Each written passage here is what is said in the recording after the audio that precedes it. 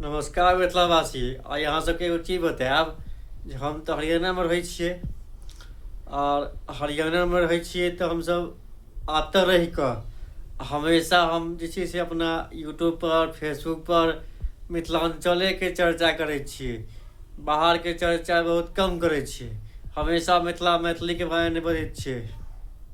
तऽ एक दिन चर्चा होइत रहै तऽ एतऽ हरियाणामे किछु लोक रहै तकर सङ्गे चर्चा होइत रहै एनाहिते।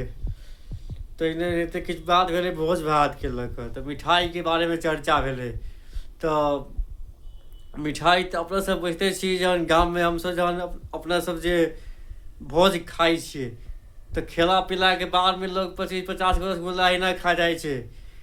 लेकिन एतऽके लोकके जे अपनासब जे देखबै तऽ 2 पीस 4 पीस खेलाके बाद सबके हालत पेंचर भऽ जाइ छै। तो अहिना को चर्चा भेलै काल्हि खना, तो एक आदमी कहैया कि जे कितना मिठाई खा लेगा।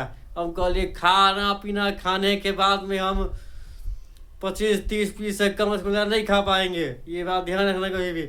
इतना कैसे खा लेगा, कैसे खा लेंगे ये बात छोड़ो, खा लेंगे तो ये समझो सीधा बात कि जितना मिठाई तुम लोग किसी पर्व त्योहार या किसी भी काम में जितना मिठाई बना के या खरीद के तुम लोग पूरा भोज कर देते हो, उतना मिठाई हम लोग काम खत्म होने के बाद में खराब हो जाता है घर में हम लोग के पास।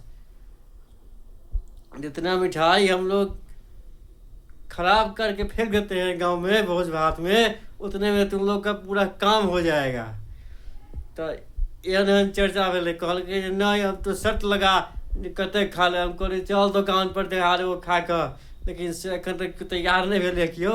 लेकिन गप एहन एहन होइ छै, कहै छै जे नहीं खा पाएगा। हम कहलिए रे जते मिठाई हम खा जेबो नहीं ओते में तोरा सबके हवा टाइट भऽ जेतौ। खेला पीला के बाद में 25-30 पीस कम रसगुल्ला नहीं खेबो।